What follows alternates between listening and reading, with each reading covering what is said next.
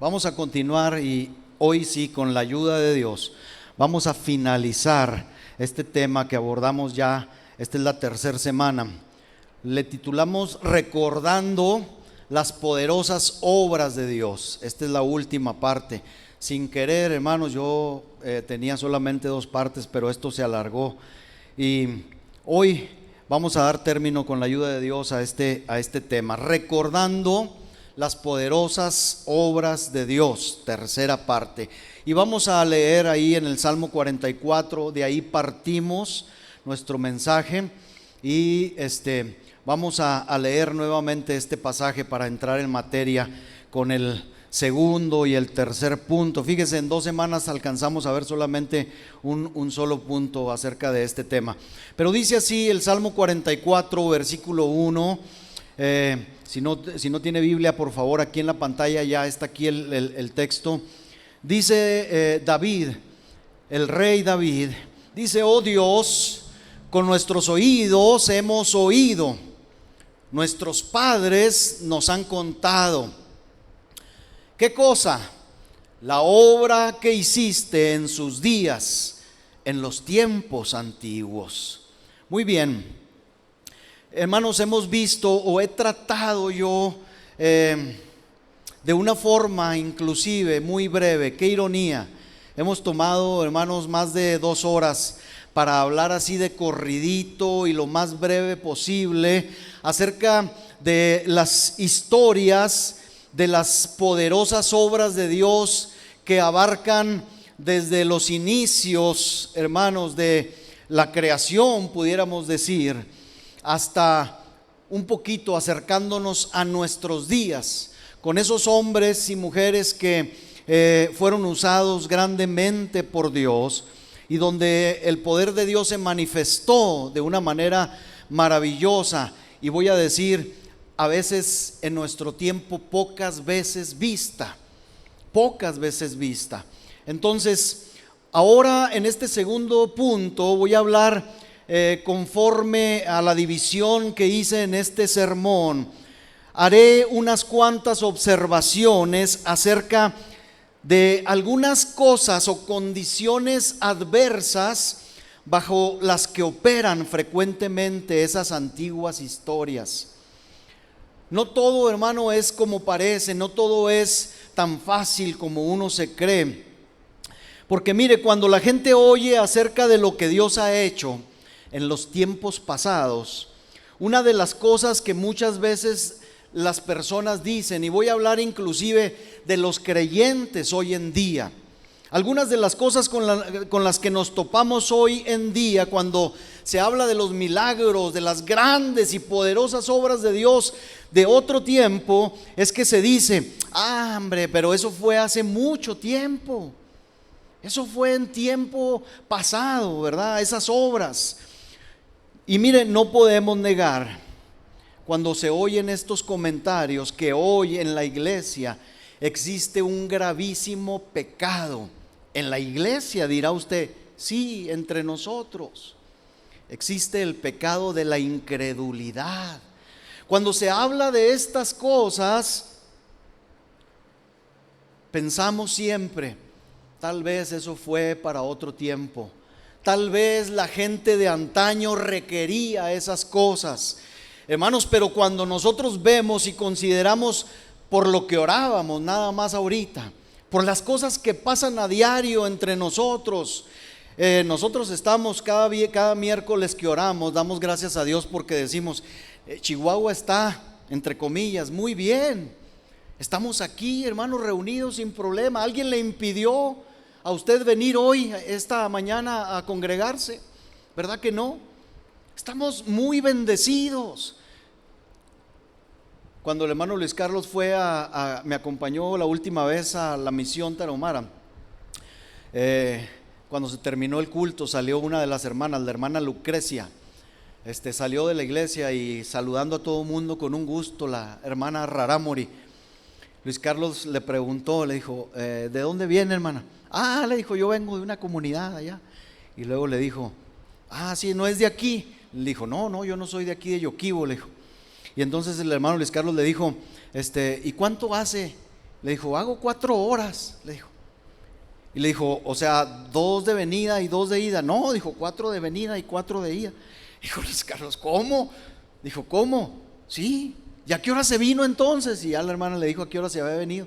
Dijo, a veces me quedo, dijo, aquí con algunos parientes y al siguiente día me voy. Hermano, usted hoy y yo, ¿verdad? Tomamos un vehículo y llegamos hasta aquí sin problema, sin dificultad. O sea, para nosotros, hermano, esto no es un impedimento. Hay gente, hermano, en las comunidades rurales de nuestro país que camina horas para poder congregarse. Horas, escuche bien esto. Y todavía, hermanos, nosotros en nuestra comodidad pensamos que los tiempos han cambiado. Y entonces, hermano, hay gente que dice, bueno, yo puedo creer cualquier cosa acerca de lo que sucedió en los días de la Reforma, por ejemplo. Puedo aceptar esos espectaculares relatos que usted nos contó la semana pasada y la antepasada acerca de lo que Dios ha hecho en otro tiempo. Es más, dirá alguien, yo podría participar o hacer lo mismo con respecto a lo que hizo Whitefield o Wesley, porque, hermanos, también entre nosotros hay gente que dice, no hombre, yo fácil, ¿verdad? Yo le entro, yo las puedo todas. Dirá otro, todo lo que registran esas biografías es muy cierto. Dirán, todos ellos trabajaron vigorosa y exitosamente, pero eso fue hace muchos años, dicen algunos. El estado de las cosas de entonces, argumentan, era muy diferente al que sucede ahora. Pero miren, hermanos, yo puedo conceder todos esos argumentos y observaciones como ciertas, pero quiero saber qué tienen que ver, hermano, esos argumentos con lo que hablamos o con el propósito de este mensaje.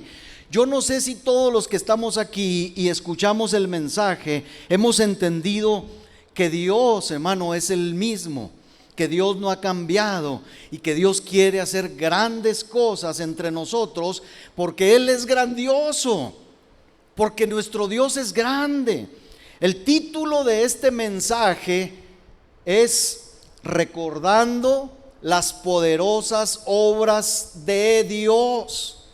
No estamos hablando de recordar las poderosas obras de Lutero, de Whitefield, de Clifford, de tantos hombres que a veces ni sabemos pronunciar. No estamos hablando, las metimos porque fueron parte de ese avivamiento y de ese poder manifestado en su tiempo.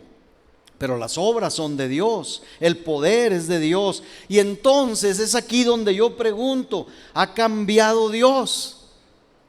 Dios ha cambiado, hermanos. No es Dios como frecuentemente predicamos, inmutable, sin cambio alguno, sin sombra, dice la Escritura, sin sombra de variación. No, Dios no ha cambiado, Él es el mismo de ayer, de hoy y de por los siglos. Y entonces surge una nueva pregunta. ¿No proporciona eso un argumento para demostrar que lo que Dios hizo una vez puede hacerlo de nuevo? Es más, yo creo que podemos ir más lejos, hermanos, y decir que lo que Él hizo una vez es una profecía de lo que se propone hacer nuevamente. ¿Se acuerda cuando en los sermones anteriores dijimos que la aseguranza de que Cristo volverá? ¿Cuál fue? Lo vimos en Hebreos. Es que Cristo ya vino una vez. Entonces, si Cristo ya vino una vez, seguramente, como Él dijo, volverá por segunda vez. Y si Dios, hermano, ha hecho grandes obras en el pasado, es casi profético, es casi seguro, no casi, es seguro que hará nuevamente grandes cosas en este mundo y a través de su pueblo. No hay amén, pero yo le puedo asegurar que así es, hermano. Miren, Yo sé, desde los profetas antiguos, nosotros podemos distinguir que lo que fue en el pasado sucederá en el futuro. Es más, el profeta Isaías, creo, dice que, no sé si fue él, no estoy seguro completamente si fue él o Jeremías, quien dice que la gloria futura será mayor que la gloria pasada, que la gloria que nos antecedió. La gloria postrera, dice el profeta, será mayor que la gloria anterior. Eso dice la Escritura. Y entonces tenemos profecías como esta, donde se habla de que Israel cantará un nuevo y mejor cántico. Israel, hermano, es comparada a un lugar llamado Sión. Isaías capítulo 52, verso 1. Mire cómo el profeta, después de ver a un pueblo sumido en desgracia, porque Israel estuvo en desgracia y ahorita vemos que está en desgracia todavía. Sin embargo, proféticamente se habla de que un día Dios va a levantar a Israel e Israel verá la poderosa mano de Dios. Isaías 52:1 en adelante dice: despierta, despierta, dice el profeta, vístete de poder, oh Sión. Este es Israel. Vístete tu ropa hermosa, oh Jerusalén, ciudad santa, porque nunca más vendrá a ti incircunciso ni inmundo. Versículo 2: sacúdete el polvo, levántate y siéntate, Jerusalén, suelta las ataduras de tu cuello, cautiva, hija de Sión, porque así dice Jehová: de balde fuisteis vendidos, por tanto sin dinero seréis rescatados. Versículo 4: porque así dijo Jehová el Señor: mi pueblo descendió a Egipto en tiempo pasado para morar allá, y el asirio lo cautivó sin razón, dice. Versículo 5: y ahora, ¿qué hago aquí? Dice Jehová. Fíjese quién es el que habla, hermanos. Y ahora, dice Dios, ¿qué estoy haciendo? Ya que mi pueblo es llevado injustamente, y los que en él se enseñorean lo hacen aullar, dice Jehová, y continuamente es blasfemado mi nombre todo el día. Israel, hermanos, aspira, o al menos debe aspirar, a un tiempo glorioso después, hermano, de todo este tiempo, dicen algunos, de mala racha. Israel, hermano, ha tenido muy mala racha por desobediencia, ¿verdad? No es nada más porque sí, por desobedientes. Bueno, pero Israel debe aspirar a un tiempo glorioso, mejor, donde la poderosa mano de Dios lo ha de librar. Sigamos leyendo. Versículo 6 dice: por tanto, mi pueblo sabrá mi nombre, dice Dios, sabrá mi nombre por esta causa en aquel día, porque yo mismo que hablo, he aquí estaré presente. Versículo 7, y luego este versículo lo conocemos de memoria y decimos, lo aplicamos siempre a los misioneros que van a predicar a lugares lejanos. Pero este verso está metido o está intercalado entre todo esto que acabamos de leer. Israel cautivo, Israel sometido, Israel, hermano, ofendido. Pero en medio de esto dice: cuán hermosos son los pies, o más bien cuán hermosos son sobre los montes los pies del que trae alegres nuevas. Una buena noticia entre años de calamidad, entre años de angustia, entre años de opresión. La mano de Dios ha de notarse, hermanos, a través de las nuevas del Evangelio, del que anuncia la paz, del que trae nuevas del bien, dice, del que publica salvación, del que dice a Sión: tu Dios reina. Hermanos, y nosotros, dicen que nosotros somos el Israel espiritual. Nosotros no estamos, hermano, en una mejor condición a veces que Israel. ¿Por qué Dios, hermano, al principio cuando empezamos a leer el versículo 1, Dios dice a su pueblo: despierta, Despierta, le dice la segunda vez. Es nuestro trabajo, hermanos, como predicadores, como pastores, llamar al pueblo a despertar continuamente. Frecuentemente los pastores somos comparados con avisadores o atalayas, anunciadores del peligro, anunciadores y correctores, hermano, de cuando nuestros pies empiezan a salir del camino. Y aunque muchos que tienen la encomienda de hacer este trabajo han optado por predicarle a la gente solo lo mejor, dicen ellos, del evangelio, el gozo y la alegría. Hermanos, no podemos dejar de hablar de estas cosas. Dios reina, siempre lo ha hecho, ¿sí? Él no ha cambiado ni ha desatendido a los suyos, pero nosotros hemos entrado en un sopor, en un adormecimiento que lleva años, hermanos. Y ese sopor y ese adormecimiento, ese descuido, esa desidia, como decía la hermana Judith cuando nos ministraba, y ese desatender las cosas divinas nos ha llevado precisamente a no ver las poderosas obras de Dios, porque no las deseamos. No las deseamos. Versículo 8 dice, sigue diciendo Isaías: voz de tus atalayas, lo que acabo de mencionar, alzarán la voz juntamente, darán voces de júbilo, porque ojo a ojo verán que Jehová vuelve a traer a Sión, dice. Versículo 9, cantad alabanzas, alegraos juntamente, soledades de Jerusalén, porque Jehová ha consolado a su pueblo, a Jerusalén ha redimido. Jehová, escuche el versículo 10, Jehová desnudó su brazo, se arremangó, hermanos, para mostrar su brazo poderoso. Eso es lo que quiere decir el verso 10. Jehová desnudó su santo brazo ante los ojos de todas las naciones, y todos los confines de la tierra verán la salvación del Dios nuestro, dice Isaías, dice el Señor. Y entonces el versículo 11 vuelve a llamar a nosotros.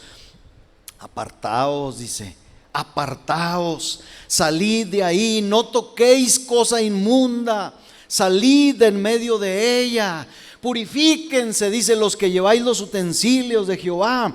Versículo 12, porque no saldréis apresurados, dice, ni iréis huyendo, porque Jehová irá delante de vosotros y os congregará el Dios de Israel.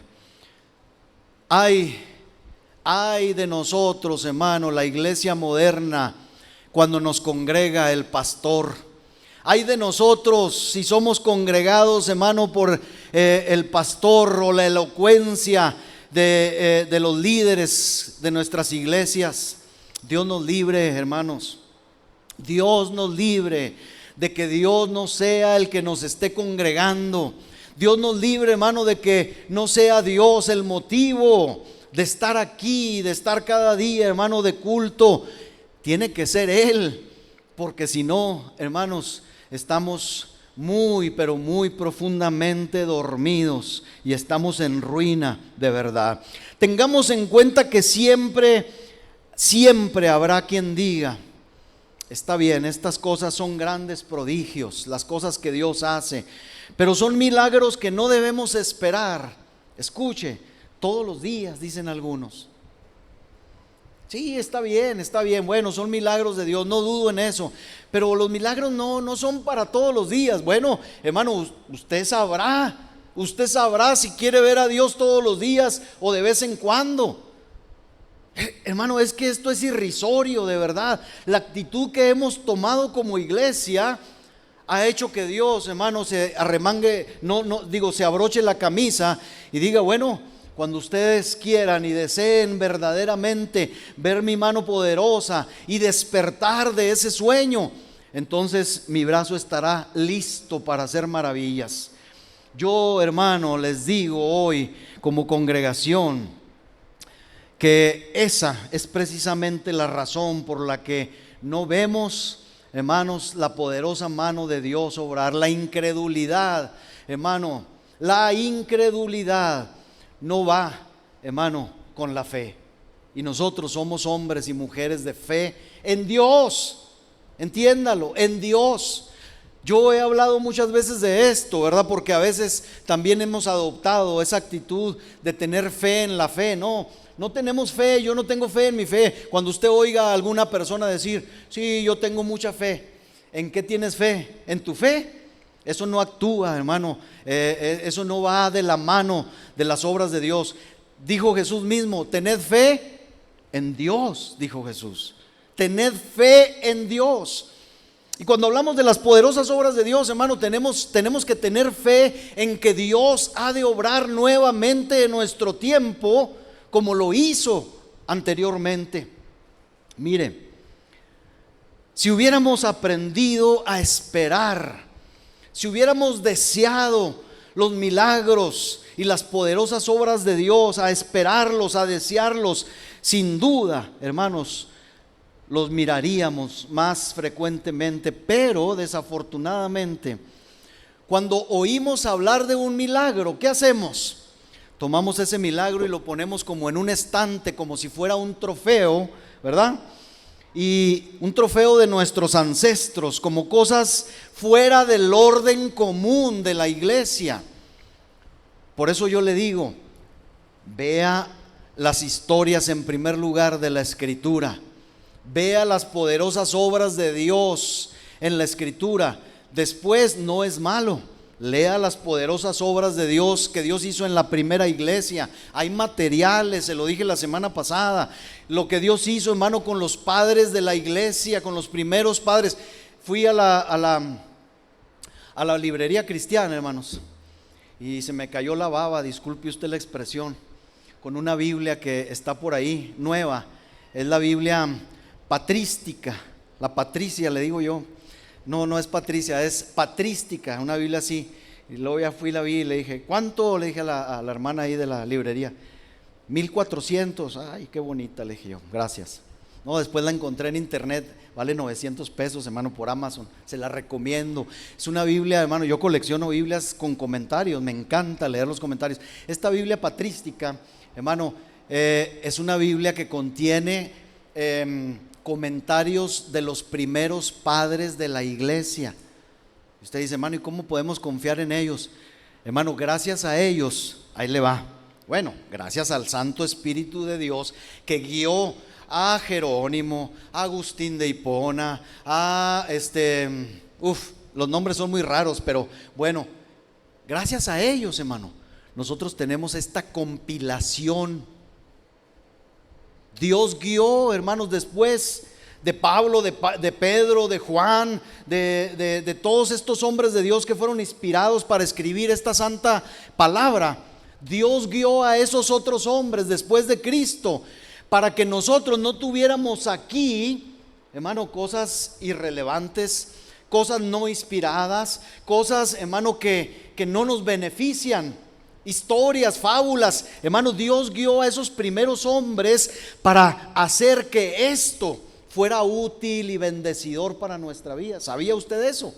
Bueno, pues ahí están, hermano, en esa Biblia, por si la quiere comprar, esos comentarios de esos primeros hombres que defendieron la fe, que defendieron la palabra con todo el alma, hasta con la vida misma, para que, hermanos, usted y yo todavía gocemos de la pura verdad de Dios. Imagínese, hermano. Entonces, las cosas que vemos, hermano, de parte de Dios no son cosas del orden común. A veces, hermano, nuestra moderada y recatada religión nos impide ver la poderosa mano de Dios obrar. Somos tan rectos y tan correctos, hermanos, en nuestra religión, porque a veces así hemos convertido, hermano, la profesión cristiana, que somos tan cuadrados que no queremos salirnos de ese cuadro. Y, hermano, el mover del Espíritu, decíamos la semana pasada, obra de repente, obra de inmediato. Y cuando esto se sale de nuestros parámetros aquí ya fijados, decimos, no, eso no está bien. Es que yo me siento un poco incómodo cuando alguien grita, gracias Dios, aleluya, bendito sea tu nombre, Señor. Decimos, qué rarito, el hermano o la hermana. lo que decíamos la semana pasada, que alguien venga ahorita a las congregaciones. Hermano, yo estuve antes de empezar o de iniciar esta obra, con la ayuda de Dios, yo estuve en 2 o 3 congregaciones, en una solamente de ellas vi que se conservaba, hermano, después de meditar o de escuchar la palabra de Dios, les decía, venir al altar y decir: Señor, gracias por tu palabra, trata conmigo, habla mi vida, habla mi corazón, enséñame. En las demás, esta tarima, hermano, es un, ¿cómo le llaman? Un stage, o ¿cómo se dice? Backstage, un escenario, para que usted mejor me entienda. En eso convertimos la iglesia moderna, lo que antes era un altar para venir y poner delante de Dios nuestra carga, derramar nuestra alma delante de Dios. En eso hemos convertido hoy las cosas y queremos que Dios se manifieste. Hermano, las obras de Dios no son obras del orden común. No, hermano, son curiosidades de la historia pasada. Hermano, no, esto tiene vigencia porque nuestro Dios sigue vivo. Nuestro Dios, hermano, no se le ha bajado el poder. Dios sigue siendo poderoso. Y entonces el grave problema de la iglesia hoy es que, sin importar cuán ciertas sean estas cosas contadas como prodigios de la providencia, el problema es que no podemos imaginar que son acordes con el ordinario accionar del gran poder de Dios hoy. Decimos, no, pues es que quién sabe, ¿verdad? Aquellos eran de otra índole, aquellos hombres. No, hermano, eran hombres llenos de errores también como nosotros, de fallas, pero dispuestos, pero creyentes, hermanos. Eran creyentes de Dios y de su poder. Yo les suplico a ustedes, hermanos oyentes, les suplico a ustedes, iglesia del Señor, que empecemos a repudiar, a odiar estas costumbres que nos han alejado de Dios. Repudiemos, hermano, todo lo que nos lleva a ser infieles y a ser, hermanos, faltos de fe, incrédulos. Desechemos toda incredulidad por el amor de Dios. Todo lo que Dios ha hecho para convertir a los pecadores debe ser considerado, hermanos, como un precedente, como un antecedente, un testimonio veraz de que lo que fue una vez hecho por nuestro Dios se manifestará nuevamente. Pues el profeta, hermano, sigue diciendo, Isaías 59, este es otro capítulo, 59:1 dice: he aquí que no se ha acortado la mano de Jehová para salvar, tampoco se ha agravado, se ha cerrado el oído para oír, dice el profeta. Grábese este versículo, hermano. Esto no ha cambiado, nuestro Dios no ha cambiado. El problema, pues, no es Dios, el problema somos nosotros. Sí, dejemos que este mismo profeta nos lo aclare. Miren, Isaías 59:2, después de que dice que la mano de Dios no se ha cortado para salvar, ni el oído se ha agravado para oír, dice: pero, hay un pero, hermano, en esto. Pero vuestras iniquidades, dice el Señor, han hecho división entre vosotros y vuestro Dios. Habrá gente que diga: no, hermano, es que Dios no se puede detener por nosotros. No, llegará un punto en que Dios, hermano, no se podrá detener por nosotros.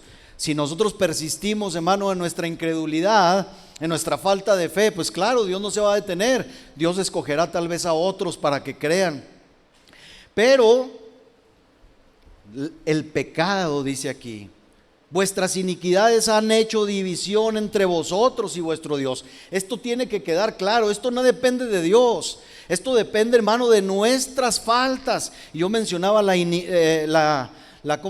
incredulidad. Pero mire cómo todo lo que Isaías dice al pueblo de Dios, hermano, debemos meditar en ellos. ¿Qué más dice Isaías? Vuestros pecados, dice, han hecho ocultar de vosotros su rostro para no oír. Después de que dijo que su oído no se agravaba para oír, ni su mano se acortaba para salvar. Bueno, el pecado hace, hermano, estragos, no en Dios. El pecado hace estragos en nosotros, porque el pecado nos ciega para ver las obras de Dios. El pecado, hermano, nos impide que la mano de Dios, hermano, se alargue para salvar. Versículo 3 dice: porque vuestras manos están contaminadas de sangre y vuestros dedos de iniquidad. Vuestros labios, fíjese cómo empieza a mencionar el profeta o Dios a través del profeta cada uno, hermano, de nuestras partes, de las partes de nuestro ser involucradas y que tenemos, hermano, que corregir. Dice: manos contaminadas, dedos de iniquidad, labios, dice, que pronuncian ¿qué? Mentira, habla maldad nuestra lengua. Hermanos, yo le invito, de veras, así con sinceridad, que con pluma y papel anote en el transcurso del día todas las veces que nosotros mentimos. Esas mentiras que nosotros llamamos blancas, esas mentiras que nosotros llamamos inocentes, por X o por Y, por no quedar comprometidos con alguien o por no quedar mal con alguien. Decimos una mentira y decimos, tenemos el atrevimiento todavía de decir que es una mentira piadosa. No existen las mentiras piadosas. Dios las reprueba, Dios las señala, y las señala, hermano, tan agudamente que dice: son tus labios, es tu lengua, mentirosa, inicua, dice el Señor, llena de maldad. Y si analizamos más detenidamente nuestra vida, agregaríamos que también nuestros ojos se han cegado para ver, hermano, tantas cosas que hoy, hermano, vemos y que no nos conviene. Se han cegado nuestros ojos por ver horas y horas y horas, hermano, lo que el Dios de este siglo nos presenta a través de las pantallas. ¿Sí o no, hermano? Sí, o sea, aunque no queramos. No, hermanos, dejando tiempo. Esto no nos deja tiempo, escuche bien, para clamar, para buscar la manifestación de las poderosas obras de Dios. El viernes en la célula hablábamos un poquito de ello también. Vivimos en este mundo, hermano. Hemos sido inducidos a caminar y a correr como este mundo camina y como este mundo corre. Decía la hermana Judith: hermano, pues es que cuando no estamos corriendo en contracorriente, pues quiere decir que estamos corriendo con la corriente. El apóstol Pedro dice, ¿verdad? Y yo le decía: sí, como dice el apóstol. Dice que en este tiempo a los verdaderos creyentes, dice que cuando corremos, dice, el mundo nos vitupera. Y yo les decía, es como, la traducción es que nos raspa, nos machaca, porque vamos contracorriente y entonces sufrimos. Pero si no estamos batallando, hermano, mientras caminamos en este mundo, quiere decir que vamos con la corriente. Entonces el profeta dice: aguas, dice, mi mano está presta para salvar, mi oído está listo para oír, pero sus pecados, ¿qué van a hacer con sus pecados? Esto es lo que está haciendo división entre yo y ustedes. Versículo 4: y de pilón, dice, no hay quien clame por la justicia, no hay quien juzgue por la verdad. Nos cansamos, hermanos, de criticar a fulano, a sutano, a tal y cual predicador. Pero, hermanos, nosotros hemos hecho diferencia o hacemos lo mismo. Ni siquiera oramos, hermano, por aquellos hermanos que se están desviando de la fe. Ni siquiera oramos. Confían en vanidad, dice. Hablan vanidades, conciben maldades, dan a luz iniquidad. Y sigue hablando, y se incuban huevos de áspides, tejen telas de araña. El que comiere de sus huevos, dice, morirá, y si los apretaren saldrán víboras. Dice, sus telas no servirán para vestir, ni de sus obras serán cubiertos. Sus obras son obras de iniquidad, y obra de rapiña está en sus manos. Aquí habla, hermano, de robar. Versículo 7: sus pies corren al mal, se apresuran para derramar la sangre inocente. Sus pensamientos, y viene más adentro el Señor y dice, sus pensamientos son pensamientos inicuos, dice, destrucción y quebrantamiento hay en sus caminos. 8: no conocieron camino de paz, ni hay justicia en sus caminos. Sus veredas están torcidas, cualquiera que por ellas fuere no conocerán paz. Otra vez dice el versículo 9: por esto Dice, por esto se alejó de nosotros la justicia y no nos alcanzó la rectitud. Fíjense cómo dice, esperamos luz y he aquí tinieblas, resplandores y andamos en oscuridad. Hermanos, ¿cuántos de nosotros no hemos oído a algunos hermanos que dicen estar desanimados? Y que dicen, no, pues es que yo estaba en la iglesia, ¿verdad? Le eché ganas y luego pues me empezó a ir más mal que antes. Estabas en la iglesia y le empezaste a echar ganas. A ver, siéntate, vamos a hablar de tus ganas, hermano. Y si hablamos de nuestras ganas, hermano, nuestras ganas no van más allá de venir forzosamente a veces a la iglesia y de oír forzosamente un sermón. Y si el sermón, hermano, nos garrotea, hermano, pues salimos malhumorados de la iglesia. Hermanos, o sea, no nos engañemos, no nos engañemos.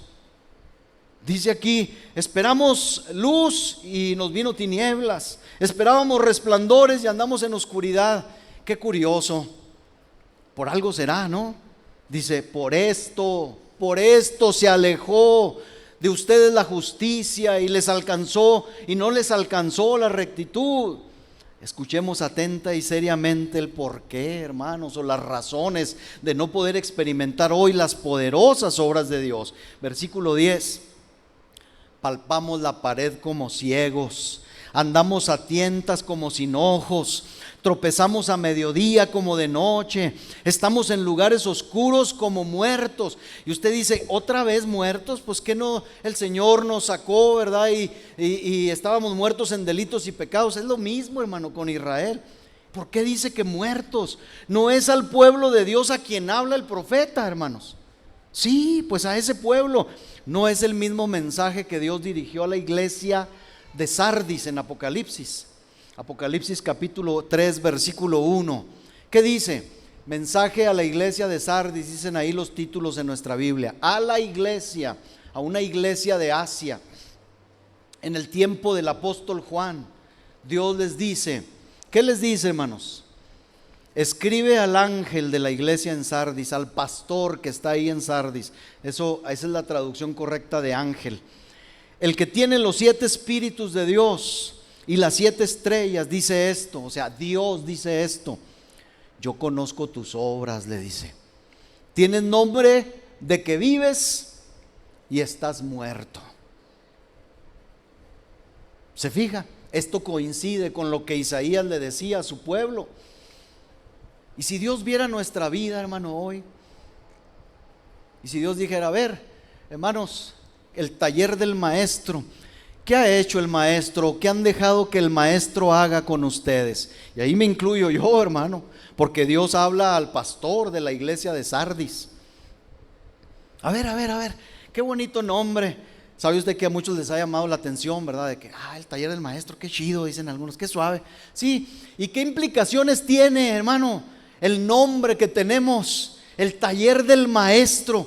Estamos dejando que el maestro, hermano, en su taller nos pula, nos dé forma, nos hermosee. Estamos dejando que el Señor haga eso. O cuando el Señor, hermano, mete el buril, o mete el formón, o mete, hermano, el martillo, de repente decimos, no, espérate, Señor, así déjame mejor, así me quiero quedar, ¿verdad? Medio picudo, medio feíto, medio áspero. Sí, hermano, tienes nombre de que vives, dice, pero estás muerto. Versículo 11 dice, gruñimos. Híjole, esto a mí se me hace increíble, hermano. Dice, gruñimos como osos todos nosotros y gemimos lastimeramente como palomas. Hermano, es increíble que a veces la iglesia, hermano, solo lamentamos, solo lloramos, nos quejamos. Es que no, hermano, me ha ido muy mal. ¿Se acuerdan de esa hermana que les digo que testificaba en una congregación donde estuvimos y que siempre decía, hermano, las tribulaciones, ay, hermano? Y siempre que ella tomaba el lugar, siempre era para llorar y decir, hermano, es que me está yendo muy mal. Algo tiene que pasar cuando todo va mal en un creyente. Porque una cosa es que suframos por la causa de Dios, por la causa de Cristo. Que cuando caminemos, como decíamos ahorita, en contracorriente, nos raspen y batallemos y suframos por eso, hermano, a que todo nos esté yendo mal. No hay justo desamparado, no hay simiente de Dios que mendigue pan. Dios sostiene, Dios provee, Dios bendice a los suyos. Y si esto no está pasando, hermano, nos lo vamos a pasar gruñendo como osos, gimiendo lastimeramente, dice Isaías, como palomas.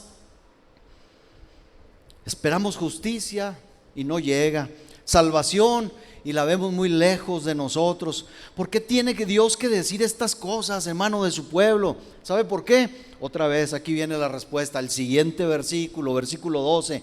Dice, porque nuestras rebeliones se han multiplicado delante de ti, dice, y nuestros pecados han atestiguado contra nosotros, porque con nosotros están nuestras iniquidades y conocemos nuestros pecados.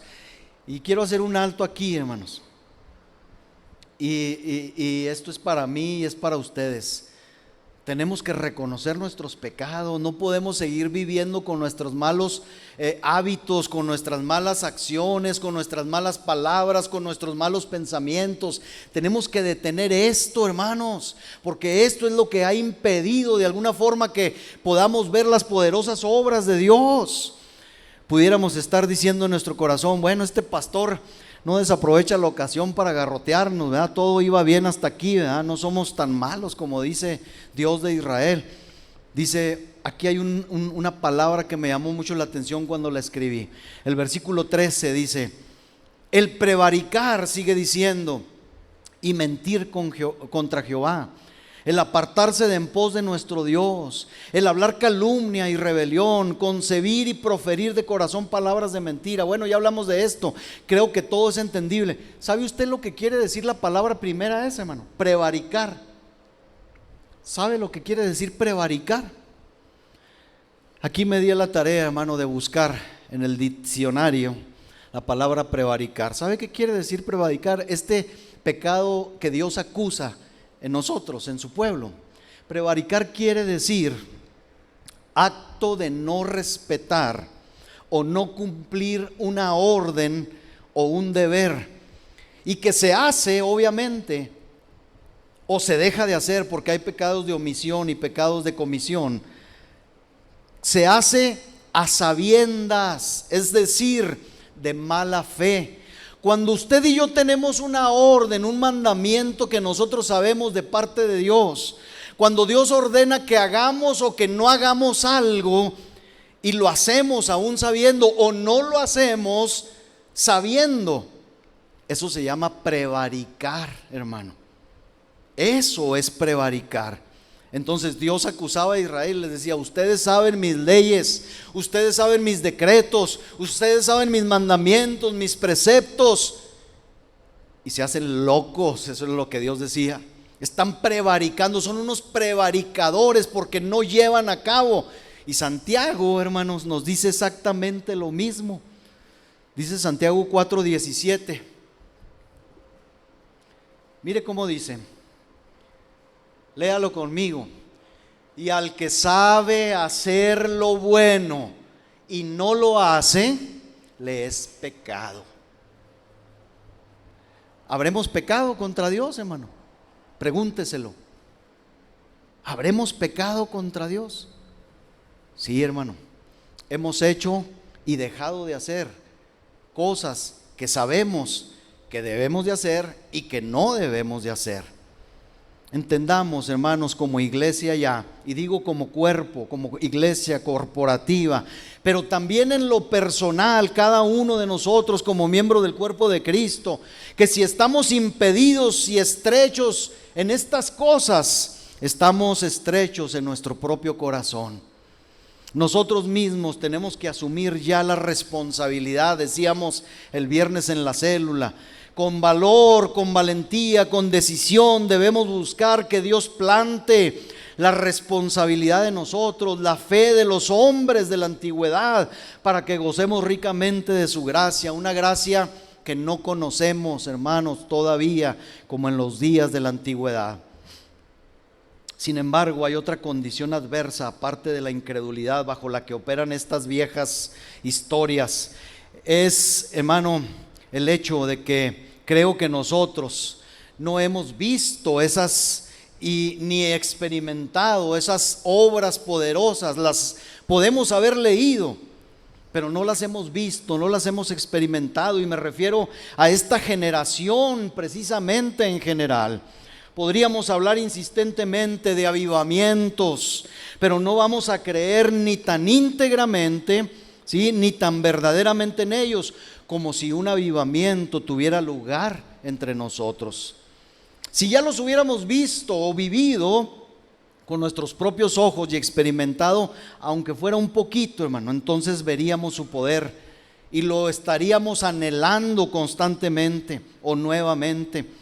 Si hubiéramos vivido en los días de estos hombres que mencioné la semana pasada de Whitefield, o hubiéramos oído predicar a Savonarola. ¿Dónde está la hermana Tere?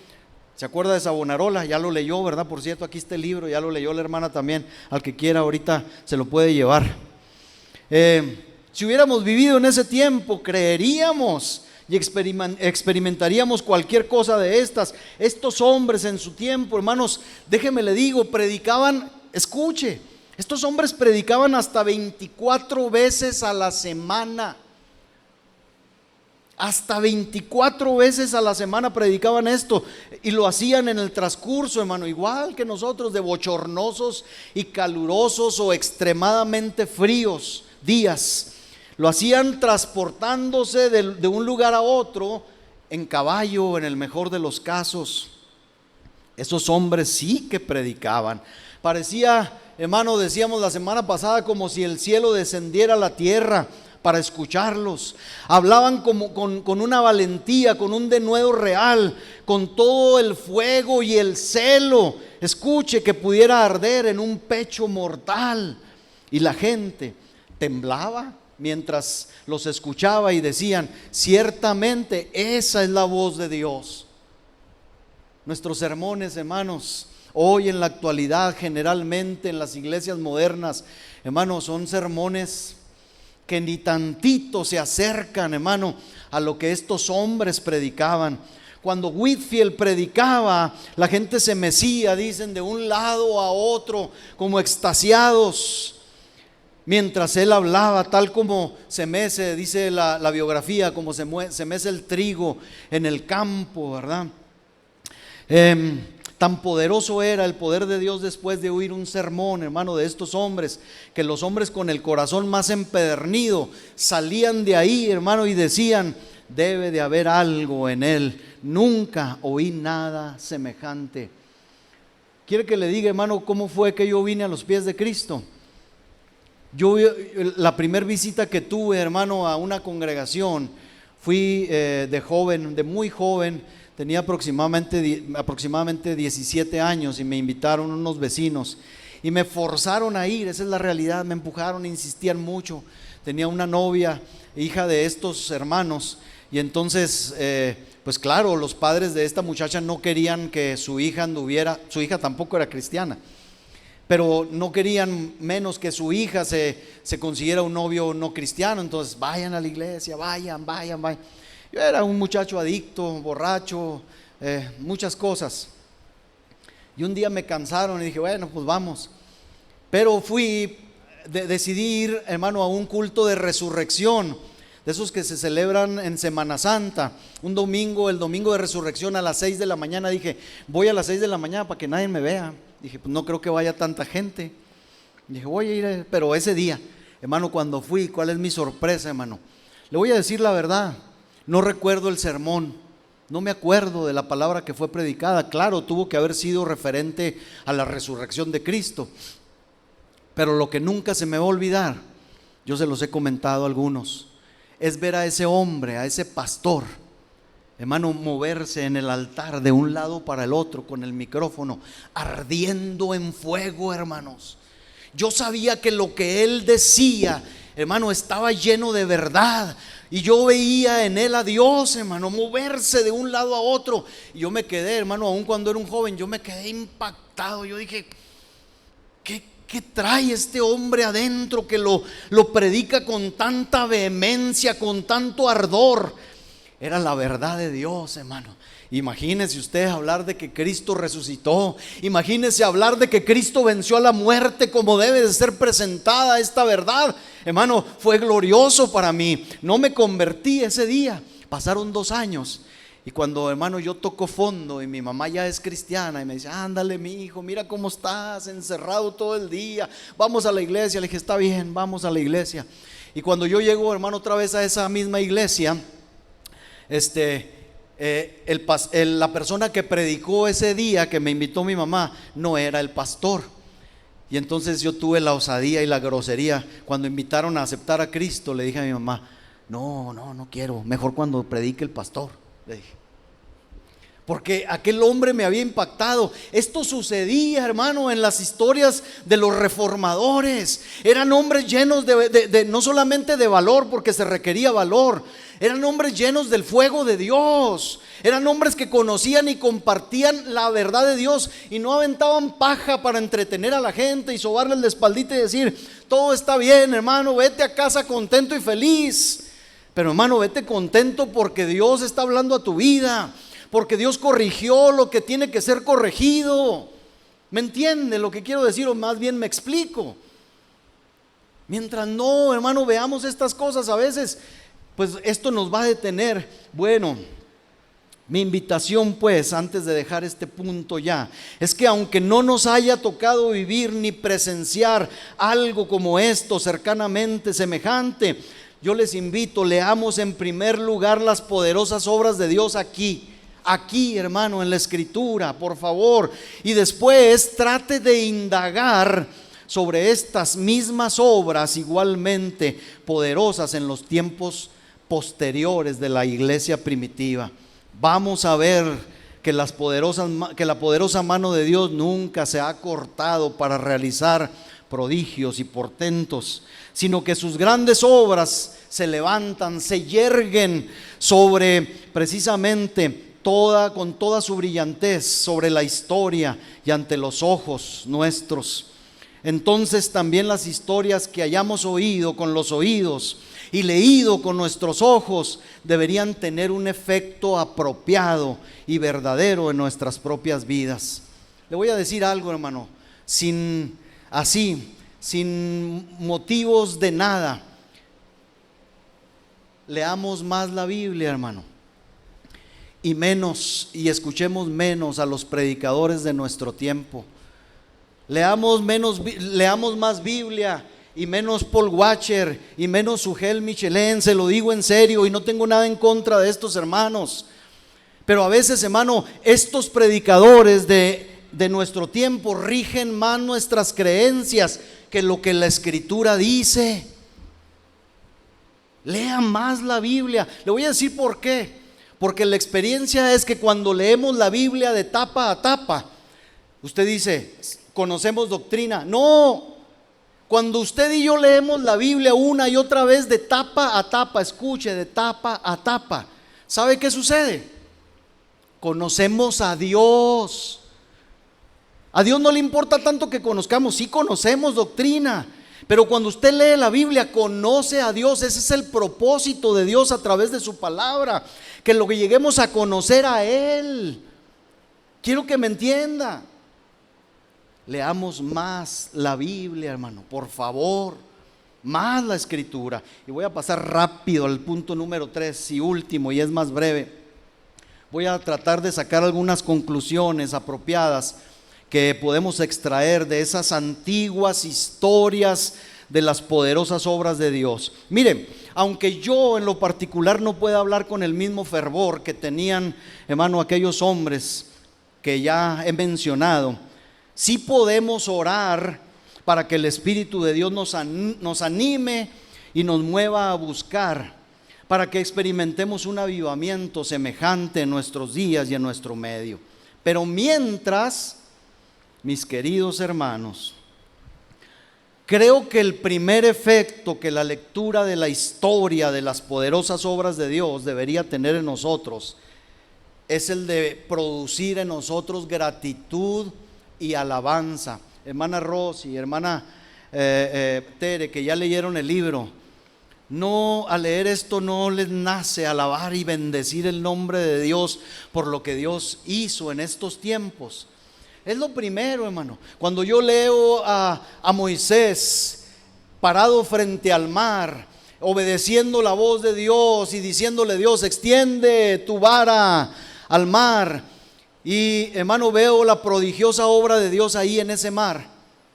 Hermano, yo lo único que puedo hacer es decir: Señor, bendito sea tu nombre, cuán grande es tu poder, cuán grandes son tus obras. No hay otro como tú, Señor. Esto debe de movernos a la adoración, a la gratitud, a la alabanza. Mire, no encontraremos ningún tema que inspire hoy más nuestro cantar. Hermano, cantemos entonces sobre los días de la antigüedad, si es preciso. Si no podemos cantarle a nuestro bien amado Señor un cántico relativo a lo que está haciendo en nuestro tiempo, yo le invito, como dice hermano el profeta: descolguemos nuestras arpas de los sauces, entonemos canción a Dios por lo que Él ha hecho en otro tiempo, bendigamos su santo nombre, hermano, por lo que Él hizo con los suyos en la antigüedad, por los prodigios que obró en Egipto y en todas las tierras por las que condujo a su pueblo y de las que lo sacó, hermano, con mano fuerte y con brazo extendido.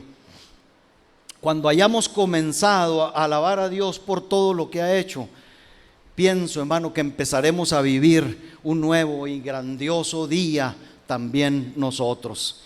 Número 2 de este último punto: lo que Dios ha hecho debe sugerirnos también una oración, hermanos. Una oración pidiéndole que se digne repetir unas señales y unos prodigios semejantes en medio nuestro. Quiero creer hoy, como pastor de este pequeño rebaño, hermanos, que algunos de ustedes van a regresar a casa y van a orar pidiendo que haya un avivamiento entre la iglesia de hoy. Escuche, no en nuestra congregación, sino en la iglesia de Dios en Chihuahua. Quiero creer que estas palabras y estos mensajes no serán solo una colección de mensajes motivadores para los visitantes ocasionales de Facebook, sino que con una fe lo suficientemente grande, hermanos, y con un amor lo suficientemente ardiente, a partir de ahora efectuaremos, hermanos, intercesiones incesantes para que Dios se digne aparecer entre nosotros y se digne, hermano, hacer prodigios aquí y ahora como en los tiempos de las antiguas generaciones. Que Dios abra nuestros ojos para salir. Vea, que Dios abra nuestros ojos para salir y ver en todo hombre candidatos para nuestra compasión. ¿A qué me refiero con esto?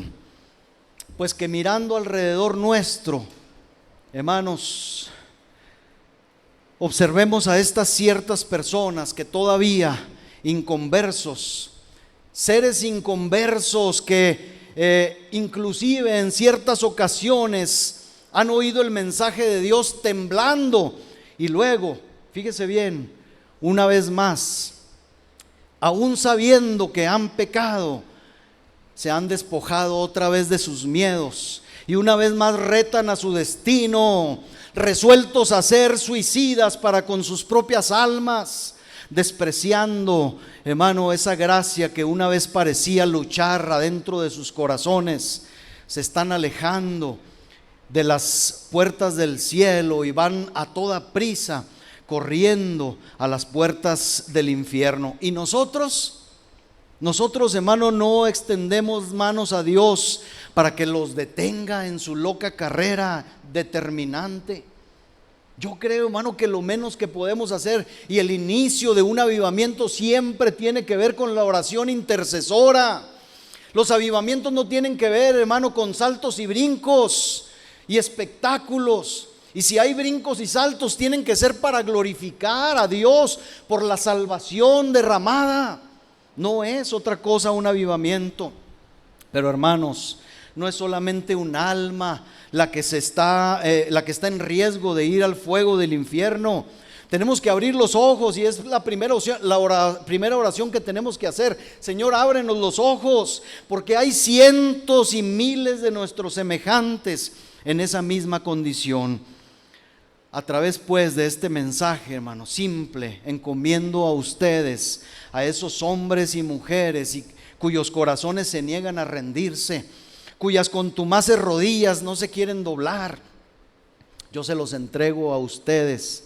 No quiero decir que, hermano, con esto yo no tengo parte en esto también, hermano, pero se los entrego para que me ayuden a orar por ellos y para que presenten cada caso cuando estén de rodillas delante de Dios. De verdad, hermano, ruego a la esposa que nunca cese de orar por su esposo no cristiano, que el esposo nunca detenga su súplica mientras no vea convertida a su esposa, y que papá y mamá no se rindan con sus hijos no cristianos.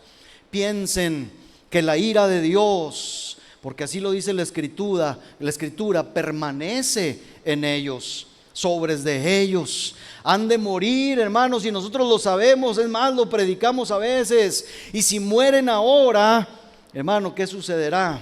Nosotros estamos conscientes con absoluta certeza a dónde irán.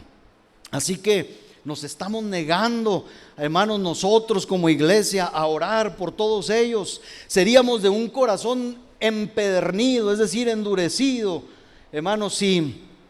Y tendríamos, yo creo, disculpe la palabra, embrutecida el alma, disculpando la palabra, si conocemos nosotros mismos a Cristo y no oramos por quienes han salido de nuestros propios lomos, es decir, nuestros parientes según la carne.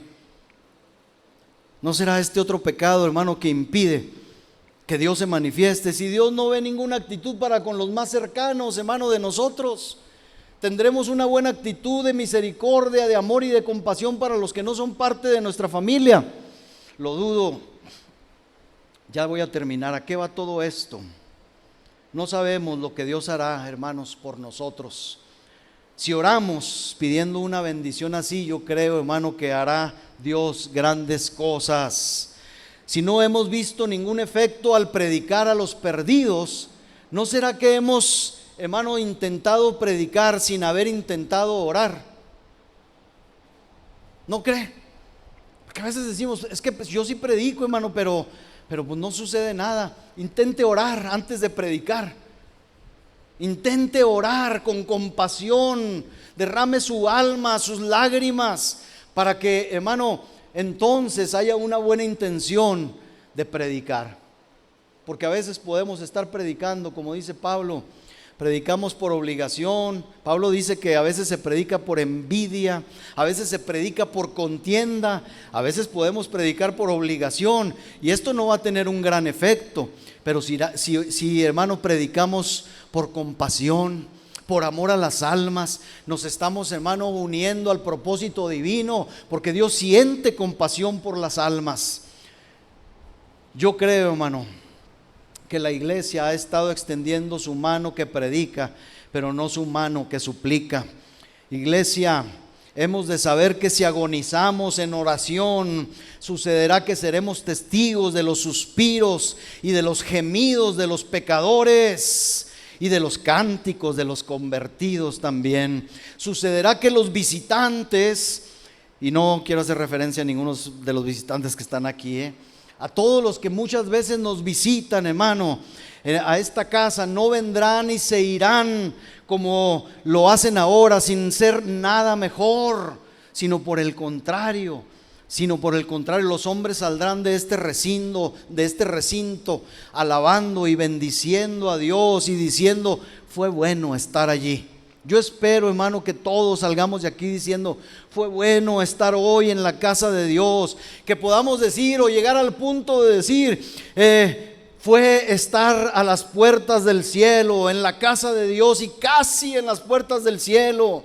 Sí, porque eso le pasó a Jacob, ¿verdad? Cuando estuvo en Betel, despertó y dijo, ¿qué es esto? ¿Qué es este lugar? Aquí hay una escalera, una conexión con Dios. Hermano, que cuando nuestros oyentes allá afuera nosotros los abordemos, sientan esto mismo, que digan, este hombre tiene algo que yo quiero, este hombre tiene algo que yo no tengo. Que Dios quiera, hermano, hacer esto en nosotros, pero esto no va a ser sin oración. Último punto, es otra conclusión que podemos sacar, y es que todas las historias que hemos oído debieran corregir nuestra autodependencia. Nuestro corazón, hermanos, es muy engañoso, aún como cristianos. Escuche bien lo que voy a decir también aquí. Hay a veces un espíritu, aún como cristianos, cuando Dios empieza a manifestarse, el corazón puede abrazar un espíritu de autodependencia. Nuestro corazón es muy traicionero, como bien sabemos, ya lo dije, es engañoso más que todas las cosas. Así que como congregación no vamos a depender de lo que hacemos y llegar a decir, seguramente Dios nos bendecirá por medio del ministerio y de este plan evangelizador, sí, que tenemos o que estamos haciendo, o por esta gran intercesión que hemos creado. Siempre hay resultados de eso, pero no confiemos en eso. Otra vez, las historias que nuestros padres nos han contado deberían siempre recordarnos a todos que Dios es el que hace las cosas, que Dios es el que salva, que Dios es el que convence a través de su espíritu de pecado, de juicio. Hermanos, las historias pues son de Dios. Dios, hermano, nos haga desechar cualquier idea de que nuestro propio arco y nuestra propia espada obtienen la victoria, hermano, que es sola de Dios. Nunca veremos un avivamiento aquí mientras, hermano, no creamos que es el Señor en nosotros y Dios el que puede hacerlo. Hay miles de libros, hermanos. Una iglesia con propósito. Ahí usted puede descubrir y dice, la clave. Recuerdo mucho a uno de mis pastores que un día vino un hombre, director de alabanza de una iglesia ahí en Ciudad Juárez, muy famosa, muy numerosa. Y entonces, hermano, lo invitaron a un evento de alabanza precisamente.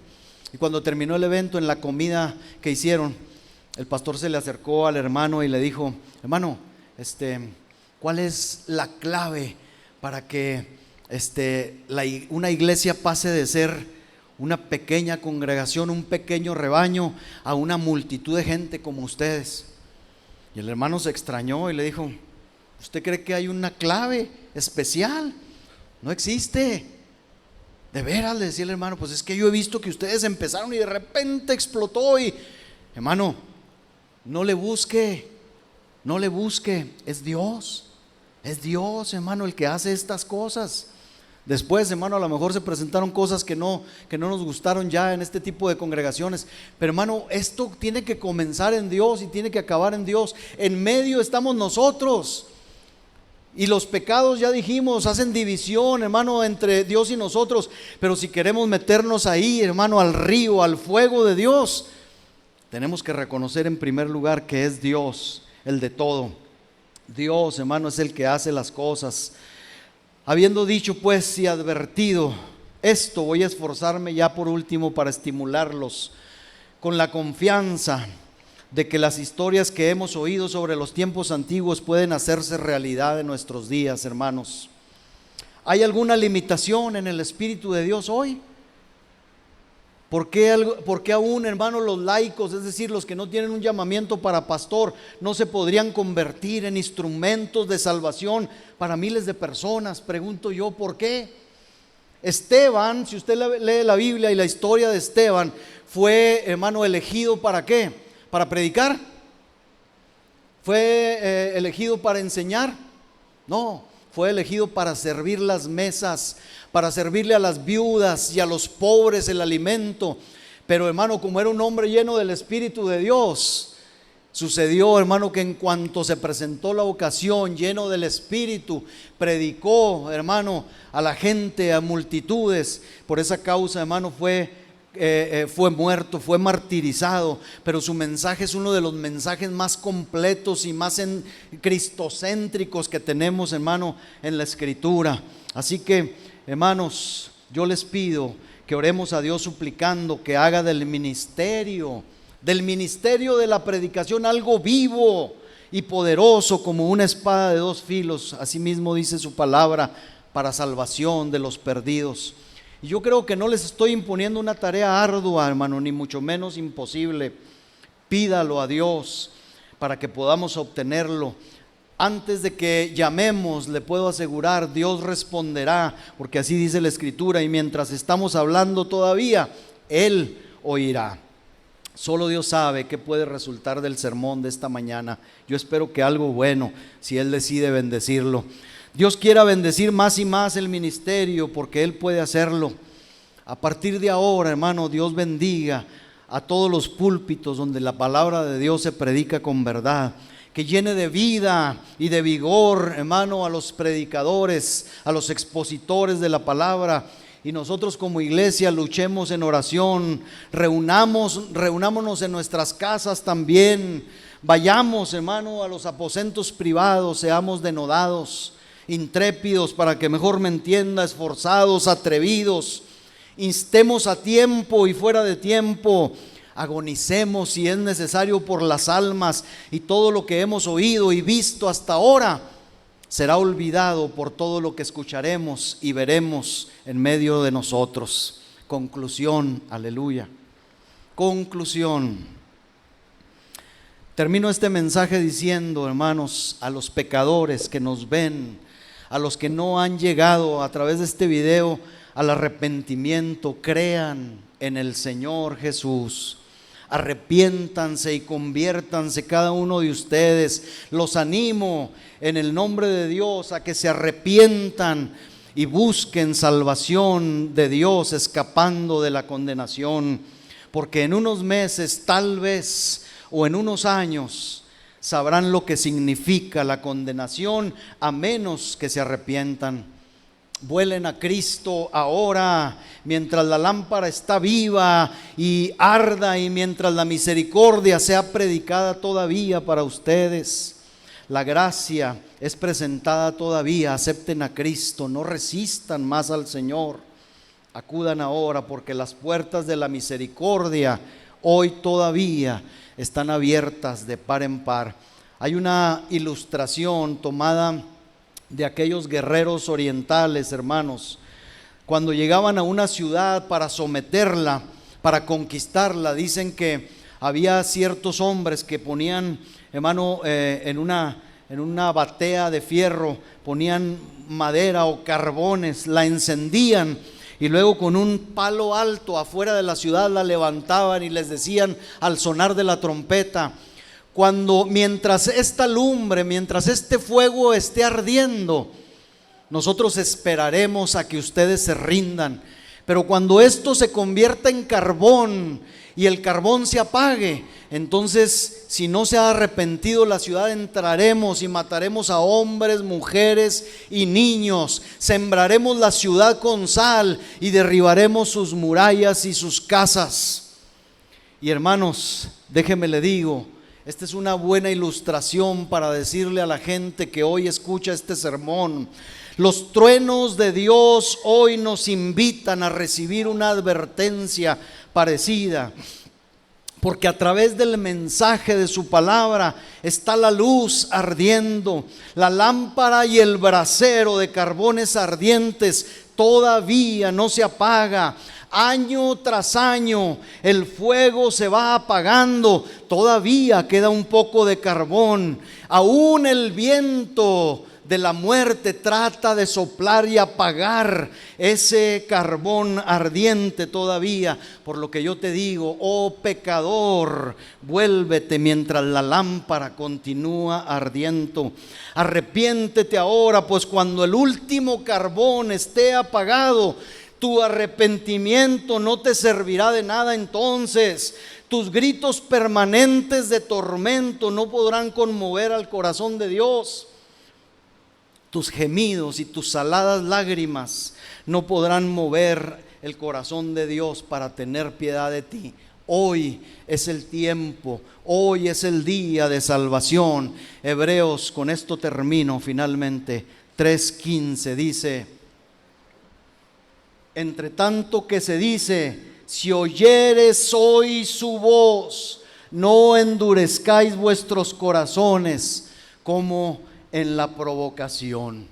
Hermanos, que Dios nos ayude, que Dios abra el entendimiento, que Dios toque las vidas, que Dios encienda nuestros corazones con ese fuego de Dios, y que permanezca hasta que Dios quiera, para que los pecadores vengan a Él.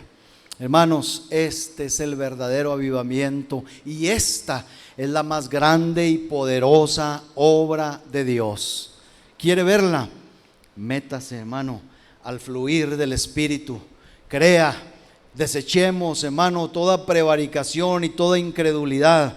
Oremos, creamos y entonces veremos grandes cosas. Póngase de pie, por favor, hermano. Vamos a orar. Vamos a orar.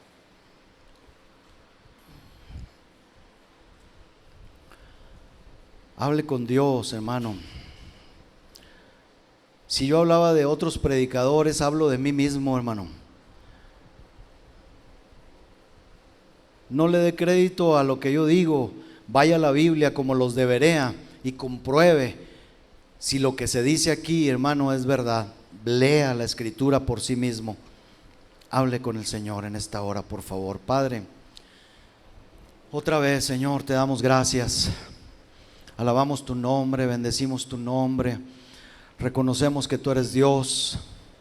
Hoy te pedimos, Señor, que hables a nuestra vida, que apliques esta palabra a nuestro corazón, que nos hagas cristianos verdaderos en el sentido, Señor, de que podamos tomar nuestra parte, Señor, en la manifestación de estas poderosas obras tuyas del pasado, para que hoy nuevamente, Señor, se manifiesten, para que muchos más vengan a ti hoy en este tiempo, así como vinieron en otros tiempos de la antigüedad. Mi Dios, aquí está nuestra vida y nuestro corazón. Míranos, ve si en nuestro corazón hay camino de perversidad y concédenos perdón en Cristo. Ve si hemos prevaricado, Señor, conociendo tu verdad y haciendo lo contrario, o no haciendo, Señor, lo que tú nos mandas hacer. Perdona nuestras faltas como iglesia en este tiempo, porque reconocemos que hemos faltado, que hemos pecado. Señor, y ayúdanos como tu pueblo, ayúdanos como tus hijos, Dios mío, a levantar manos santas, a presentar un corazón limpio, Señor, y entonces no haya más obstáculos, Señor, para que tu mano, Señor, se extienda, Señor, y empecemos a ver grandes cosas, Dios, de ti, para que tu oído, Señor, escuche nuestras peticiones y nuestros ruegos, nuestro clamor por las almas perdidas que continuamente y diariamente a nuestro alrededor se pierden. Dios, si tú tienes compasión, ¿quiénes somos nosotros para endurecer nuestro corazón? Ayúdanos, Dios, a sentir la compasión que tú sientes por las almas perdidas. Que podamos empezar con esto, que podamos tener gratitud y alabanza, Señor, por las cosas que tú ya hiciste, porque entonces, Señor, también manifestarás tu gracia y tu poder hoy entre nosotros. Gracias por tu verdad, gracias por tu palabra, Señor, gracias por tu pueblo, gracias por tu iglesia, Señor, bendito seas por siempre. Gracias, Dios eterno, gracias, Señor, gracias.